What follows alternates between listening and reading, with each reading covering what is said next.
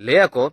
je youth ko hoyok kana pillar of strength kana ko. Kintu abo santal ren youth chek ko chike da. Maximum ke chapri gidi da ko.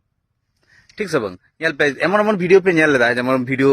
होय कना album videos roasting videos तापर कुड़ी गिदरा कोड़ा गिदरा viral videos पे share दा जहां कोनो education knowledge चेद बा नामो तबु आपे पे शेयर दा नेल दा पे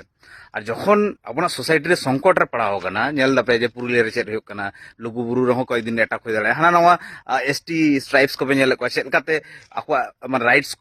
খন को বঞ্চিত কানা ওনা টাইম রে আপনি হয়তো पे छापरी गिड़िया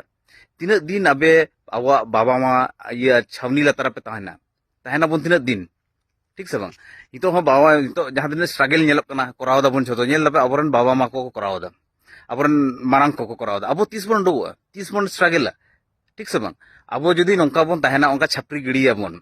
ताले चिकते अबन संताल कम्युनिटी लाहा से सेनो तीस बांग सेन दाड़े तो ओनाते जतो